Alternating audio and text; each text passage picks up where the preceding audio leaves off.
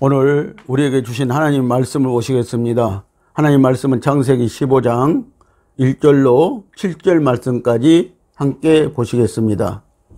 이후에 여호와의 말씀이 이상 중에 아브라함에게 임하여 가라사대 아브라함아 두려워 말라 나는 너의 방패요 너의 지극히 큰 상급이니라. 아브라함이 가로되 주 여호와여 무엇을 내게 주시려나이까. 나는 무자하오니 나의 상속자는 이 다메섹 엘리에셀이니이다. 아브라함이 또 가로되 주께서 내게 실을 아니 주셨으니 내 집에서 길리운 자가 나의 후사가 될 것이니이다. 여호와의 말씀이 그에게 임하여 가라사대 그 사람은 너의 후사가 아니라 네 몸에서 날 자가 네 후사가 되리라 하시고 그를 이끌고 밖으로 나가 가라사대 하늘을 우러러 물별을 셀 수 있나 보라. 또 그에게 이르시되 네 자손이 이와 같으리라. 아브라함이 여호와를 믿으니 여호와께서 이를 그의 의로 여기시고 또 그에게 이르시되 나는 이 땅을 네게 주어 업을 삼게 하려고 너를 갈대아 우르에서 이끌어낸 여호와로라. 아멘. 할렐루야. 성령님께서 오늘 또 일하십니다. 아브라함의 신앙 여정 세 번째 말씀으로 아브라함의 믿음에 대해서 오늘은 우리가 말씀을 듣도록 하겠습니다. 창세기 15장에 있는 말씀은 성경에서 가장 중요한 사건 중에 하나입니다. 창세기 15장은 아브라함의 씨에 대해서 말씀을 하고 있습니다. 아브라함은 90세가 넘도록 무자했습니다. 자녀가 없었습니다. 그런데 자녀를 주겠다는 것입니다. 그리고 그 자손이 별들과 같이 많은 믿음의 후손을 이루겠다고 또 약속을 주십니다. 그리고 하나님과 아브라함이 번제로 언약식을 갖게 됩니다. 그런데 하나님은 이 약속을 지키지만 아브라함은 이 약속을 지키지 못합니다. 그로 인해서 애굽의 종살이로 아브라함의 후손들이 믿음의 후손들이 400년 동안 팔려가서 종살이 할 것이라고 말씀을 하시고 있습니다. 그리고 400년 만에 돌아와서 아브라함에게 처음에 약속했던 이 가나안 땅, 그 땅을 그 후손들에게 영원히 기업으로 주시겠다고 약속을 하는 말씀이 기록이 되고 있는 것입니다. 예수님이 오셔서 십자가의 번제물로 죽으시고 부활하신 사건 다음으로 중요한 사건일 것입니다. 왜냐하면 구원에 대한 근본적 이해를 말할 때 언제나 가장 많이 예로 드는 사건이기 때문입니다. 바로 그 사건은 15장 중에서도 이스라엘 백성이 400년 동안 애굽에 종살이로 갔다가 그리고 400년 만에 출애굽하여 가나안 땅을 얻게 되어진다는 것입니다. 이것이 바로 출애굽 사건인 것입니다. 아브라함이 여호와를 믿으니 여호와께서 이를 그의 의로 여기셨습니다. 아브라함이 하나님으로부터 씨에 대한 약속을 받고 믿기 시작한 것입니다. 하나님과 대화하기 시작한 아브라함입니다. 14장까지만 해도 아브라함은 하나님께 끌려다니기만 했습니다. 하나님이 자신을 고난으로 밀어놓고 그의 인생을 강요해 가는 길에 대해서 뭔지도 모르고 어리둥절한 모습으로 살던 아브라함이 바로왕 사건으로 하나님이 대단한 신이란 것을 알고 나서 롯을 구출한 일과 롯에게 네가 자하면 나는 우하고 네가 우하면 나는 자하리라고 이런 일로 하나님이 자기 편을 들어주고 있다는 것을 앞세워 자만해지고 있었습니다. 그런데 15장에 들어와 조금 놀라운 사실이 있다면 드디어 아브라함이 하나님과 대화를 하기 시작했다는 것입니다.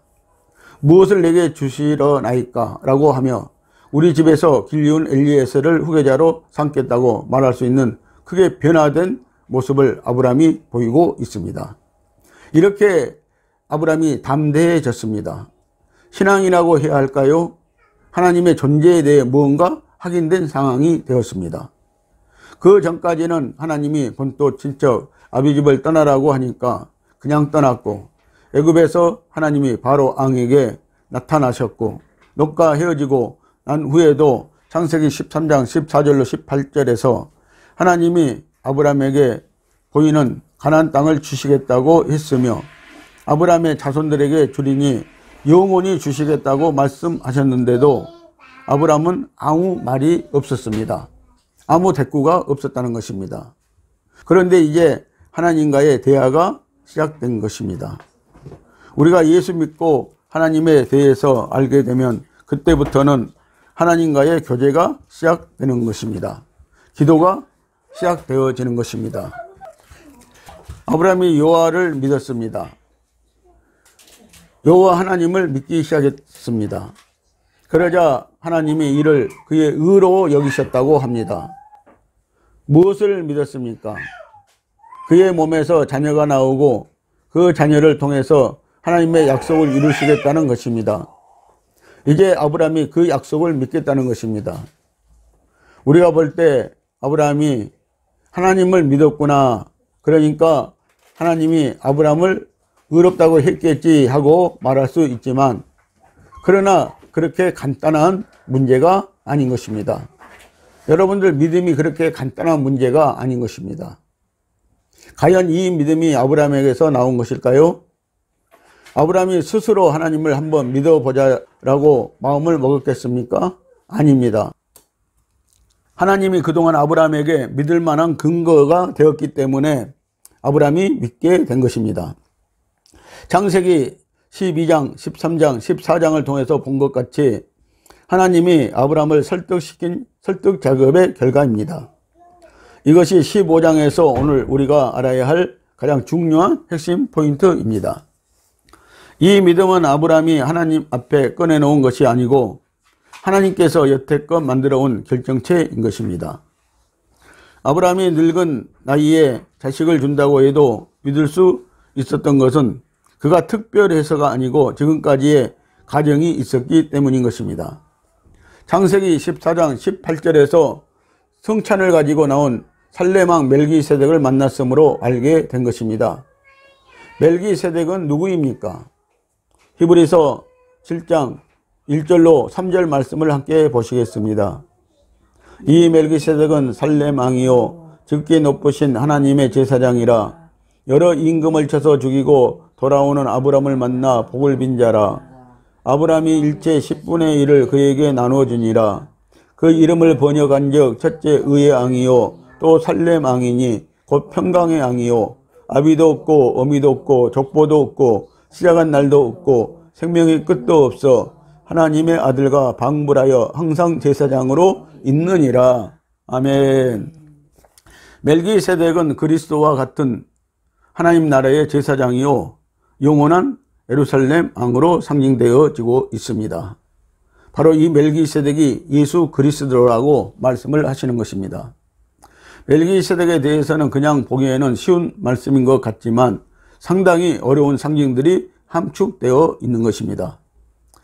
창세기 12장, 13장, 14장의 말씀은 아브라함이 하나님께서 애굽에서 역사하셔서 다시 가나안 땅에 들어왔고 하나님에 대해 바로 왕 사건으로 인해 알게 되었다고 기록했습니다. 창세기 15장 17절에서는 하나님이 갈대아 우르에서 아브라함을 끄집어낸 목적을 말씀하시는데 칭의를 받고도 아브라함이 창세기 15장 8절에서 그가 가로되 주 여호와여 내가 이 땅으로 업을 삼을 줄을 무엇으로 알리까 하고 하나님께 따집니다. 우리가 구원받고도 하나님께 대드는 것과 마찬가지인 것입니다. 그리고 15장 9절에서 하나님이 회개의 번제 제사를 같이 지내보자라고 합니다. 그러나 아브라함은 이 예배를 실패하고 마는 것입니다. 그러나 이 하나님은 약속을 이행하셨습니다. 하나님은 꼭 우리에게 약속을 이행하신다는 것을 여러분들 믿으시기를 예수님의 이름으로 축복을 드립니다. 지금껏 하나님이 설득 작업한 결과가 바로 아브라함이 오늘 믿었다는 그 말씀인 것입니다. 칭의의 구원의 의미란 하나님의 의로 의로워진 행위를 말씀합니다. 곧 성화되기 전까지를 말씀합니다. 로마서 4장 1절로 3절 말씀을 함께 보시겠습니다. 그런즉 육신으로 우리 조상된 아브라함이 무엇을 얻었다리요? 아브라함이 행위로서 의롭다 하심을 얻었으면 자랑할 것이 있으려니와 하나님 앞에서는 없느니라. 성경이 무엇을 말하느뇨? 아브라함이 하나님을 믿음에 이것이 저에게 의로 여기신 바 되었느니라. 아멘. 아브라함이 하나님을 믿으니 하나님께서 이것을 의로 여기셨다고 말씀을 하시고 있습니다. 아브라함이 행위로 의롭다함을 받은 것이 아니라는 것입니다. 하나님을 믿음으로 받은 의인 것입니다. 우리가 하나님의 아들 예수 그리스도를 믿음으로 의롭다함을 얻습니다. 하나님으로부터 그가 우리에게 전가되어지는 것입니다. 로마서 4장 4절과 5절 말씀도 보시겠습니다. 일하는 자에게는 그 싹을 은혜로 여기지 아니하고 빛으로 여기거니와 이를 아니할지라도 경건치 아니한 자를 의롭다 하시는 이를 믿는 자에게는 그 믿음을 의로 여기시나니. 아멘. 자, 우리가 이를 아니하실지라도요, 그 하나님을 믿는 자에게는요, 그 믿음을 의로 여기신다고 말씀을 하시는 것입니다. 싹을 받는 것은 은혜가 그래서 아닙니다. 싹을 받는 것은 대가입니다. 자기가 한 일에 대한 보수입니다. 그것은 당연한 권리인 것이지 은혜라고 하지 않습니다. 내가 10,000원어치 일하고 10,000원을 받는 것은 은혜라고 하지 않습니다. 대가인 것입니다. 바울은 구원은 믿음으로 얻었다는 것을 설명하기 위해 구원은 싹이 아니고 은혜라고 말씀하고 있습니다. 구원은 보수가 아닙니다. 믿어준 것에 대한 보수가 아닙니다. 그래서 싹을 얻는 방법과 구원을 얻는 방법은 다르다는 것입니다. 로마서 3장 25절로 27절 말씀을 함께 보시겠습니다. 이 예수를 하나님이 그의 피로 인하여 믿음으로 말미암는 화목제물로 세우셨으니 이는 하나님께서 길이 참으시는 중에 전에 지은 죄를 간과하심으로 자기의 의로움을 나타내려 하심이니 곧 이때에 자기의 의로우심을 나타내사 자기도 의로우시며 또한 예수 믿는 자를 의롭다 하려 하심이니라. 그런즉 자랑할 때가 어디 있느뇨? 있을 수가 없느니라. 무슨 법으로냐? 행위로냐? 아니라 오직 믿음의 법으로니라. 아멘.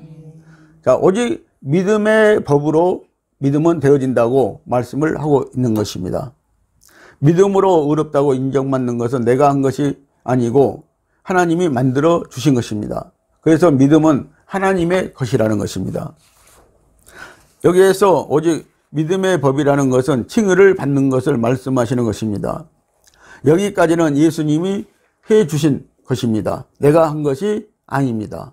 성령이 해 주신 믿음이라고 말씀을 하고 있는 것입니다. 아브라함이 창세기 15장의 칭의 이후에도 또 죄를 짓지만 창세기 20장에서 보면은 아브라함이 남방 쪽에 있는 그랄 땅으로 이사를 갑니다. 이곳에서 사라를 자기 누이 동생이라고 또 속입니다. 그리고 그랄 왕 아비멜렉에게 빼앗깁니다. 이번에도 그날 밤에 하나님이 아비멜렉에게 현몽하여 빼앗아 줍니다. 그래도 의인이라 칭함을 받는다는 것입니다.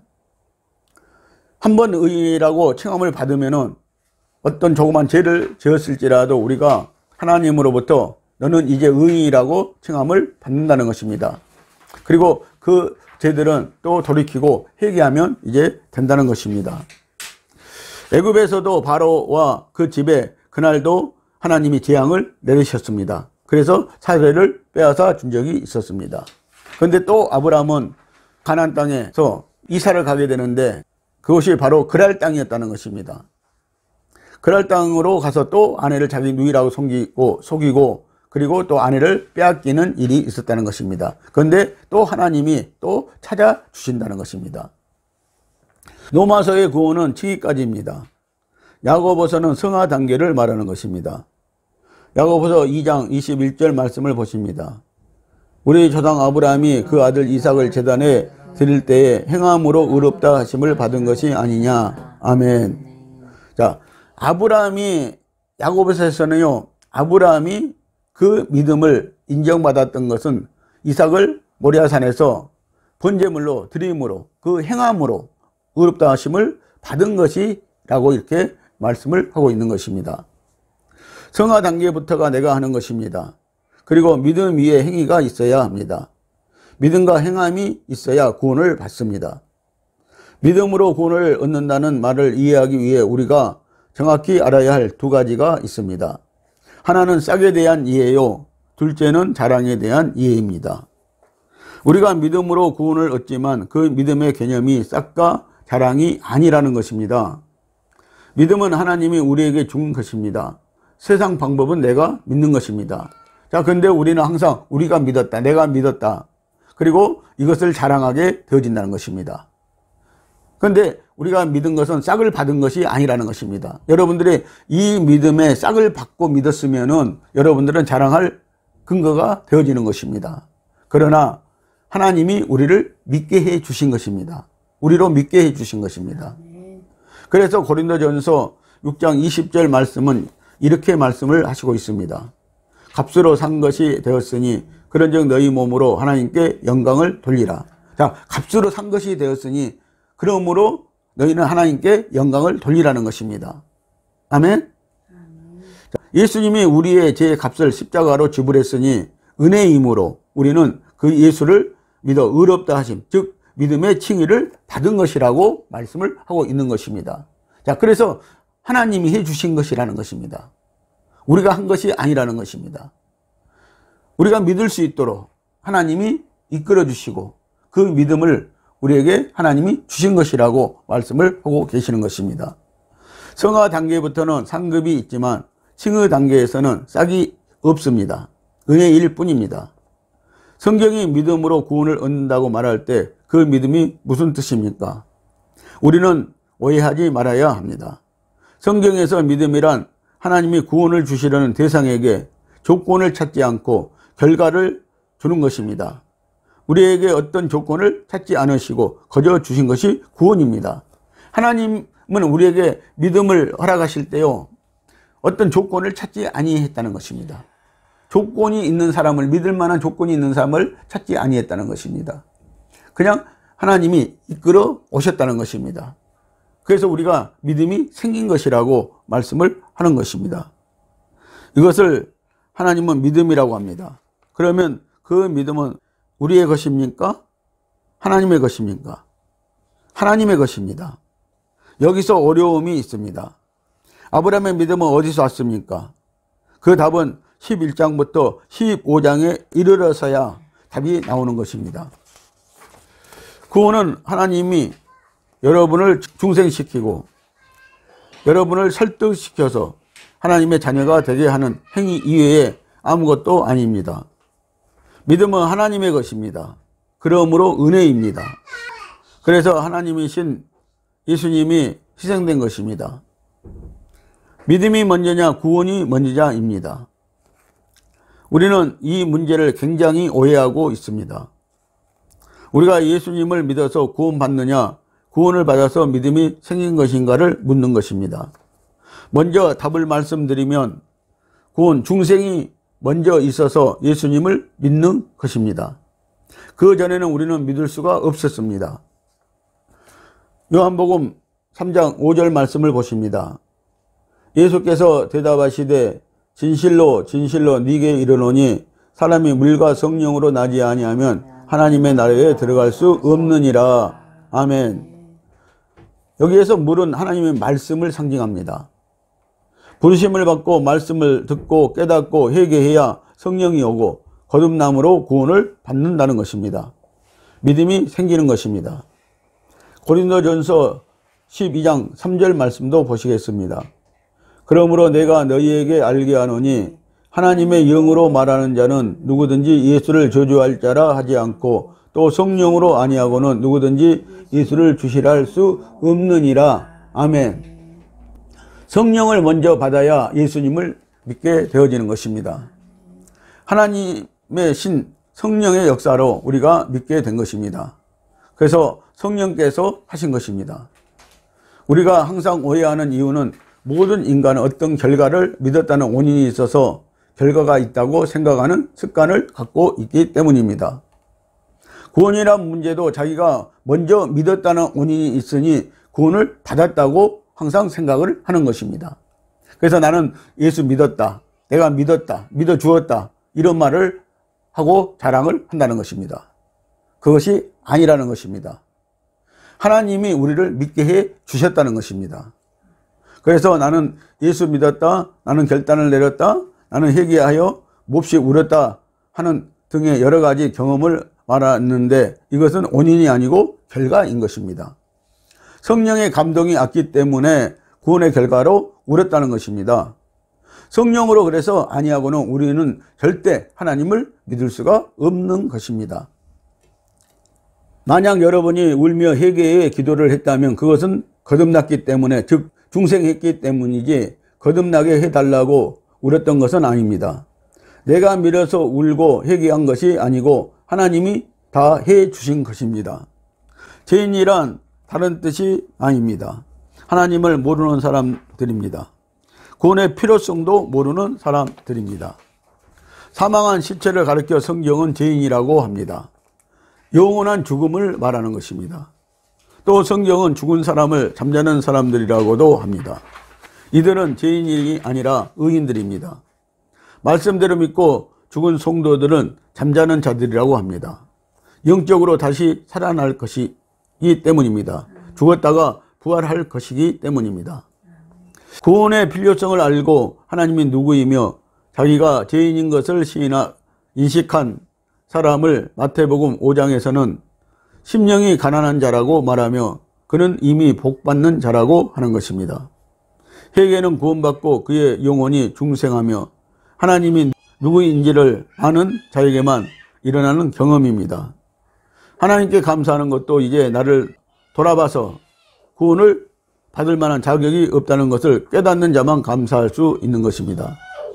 그러므로 창세기 15장 6절에서 아브라함이 여호와를 믿으니 여호와께서 이를 그의 의로 여기시고라는 것에서 사람들은 아브라함이 비로소 구원을 받았다고 하지만 사실 아브라함의 구원은 갈대아 우르에서 이미 받은 것이고 하란과 가나안 땅과 애굽으로 왔다 갔다 하면서 하나님의 설득과 열심으로 훈련받고 창세기 15장에 와서 비로소 구원 자각 인식을 하고 하나님을 믿게 되는 것이고, 그래서 하나님이 그를 의롭다고 하시는 것입니다. 즉 칭의의 구원이 이루어진 것입니다. 구원을 얻는 두 방법이 있습니다. 믿음의 가정에서 태어나 별다른 큰 경험이 없이 예수 믿는 것입니다.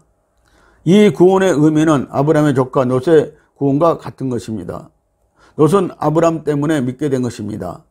아브라함의 영향력 때문에 롯은 믿게 되었다는 것입니다. 그래서 오늘 저와 여러분들이 믿음의 사람들이 오늘 믿음의 가정에서 태어난 자녀들에게 그 영향력이 어떠한가가 중요하다는 사실을 여러분들 여기에서 깨닫고 여러분들 유념하시기를 예수님의 이름으로 축복을 드립니다. 베드로전서 2장 7절과 8절 말씀을 보십니다.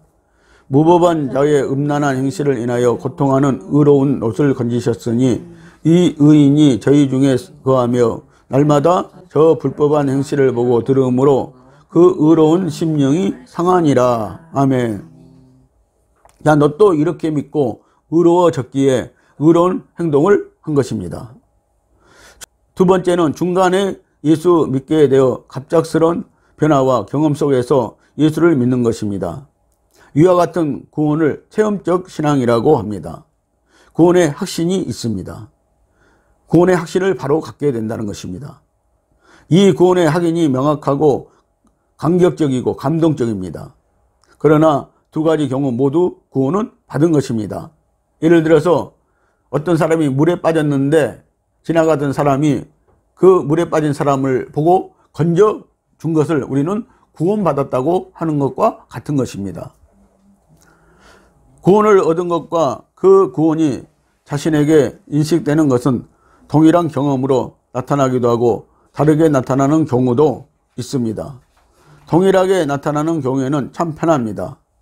예수님과 같은 경우입니다. 예수님은 요단강에서 세례 요한으로부터 세례를 받았을 때 그가 물에 들어갔다가 장사되었다가 올라왔을 때 그에게 비둘기 같은 성령이 나타난 것입니다. 그래서 예수님은 동시에 성령 세례까지 이루어졌다고 성경은 말씀을 하고 있는 것입니다. 바울은 다메섹 도상에서 예수를 만나 급변합니다. 그러나 술에 물 탄 듯 별 차이가 없는 사람들도 있습니다.